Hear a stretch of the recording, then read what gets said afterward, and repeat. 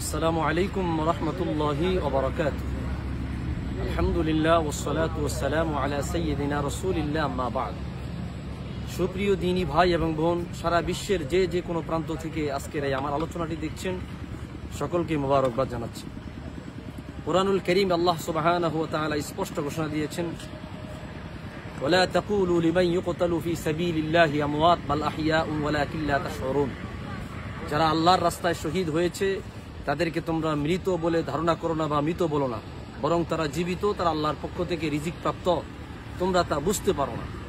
আপনারা জেনেছেন ইতিমধ্যে বহির্বিশ্বের অন্যতম একটি কান্ট্রি, অন্যতম একটি দেশ, ইসলামী দেশ, মুসলিম দেশ ইরান এবং ইহুদিবাদী একটি দেশ ইসরায়েল, এই দুই দেশের সাথে খুব মারাত্মকভাবে যুদ্ধ লেগে গিয়েছে।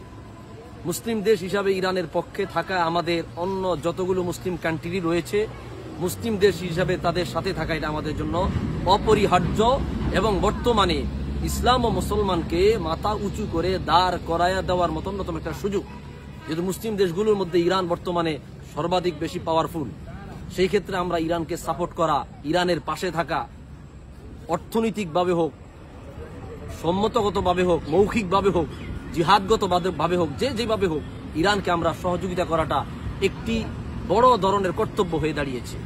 সুপ্রিয় দ্বীনী ভাই এবং বোন, দেখা গিয়েছে অনেকেই ফেসবুকে মুখালাফাত করছে, ইখতিলাফ করছে যে ইরান একটি শিয়াবাদী রাষ্ট্র, সুতরাং শিয়াদের সাথে মুসলমান কখনো একত্রতা পোষণ করতে পারে না। আমি তাদের বিনীত অনুরোধ করে বলছি, শিয়া সুন্নি এই বিষয়গুলো আমরা আপাতত রেখে দেই। এখন ইহুদিবাদী দেশ, তাদের সাথে একমাত্র মুসলিম দেশ হিসাবে আধিপত্য বিস্তার করার জন্য মুসলিম দেশ হিসাবে ইরান আজকে মাঠে নামছে। সুতরাং আমাদের সকলের উচিত ইরানের সঙ্গে থাকা, ইরানকে সহযোগিতা করা, ইরানকে সাপোর্ট করা, বাহ্যিকভাবে হোক, অভ্যন্তরীণগতভাবে হোক, অর্থনৈতিকভাবে হোক বা মৌখিকভাবে হোক, তাদেরকে সাপোর্ট করা। সুতরাং আমরা মুসলিম দেশগুলো সর্বাবস্থায় ইরানের পক্ষে আছি। আমরা চাই ইরান বিজয় লাভ করুক, ইহুদিবাদী দেশ ইসরায়েল ধ্বংস হোক, নিপাত যাক, এই আশাবাদ ব্যক্ত করছি। সকলে ভালো থাকুন, সুস্থ থাকুন, ভিডিওটি শেয়ার করুন। আসসালামু আলাইকুম ওয়া রাহমাতুল্লাহ।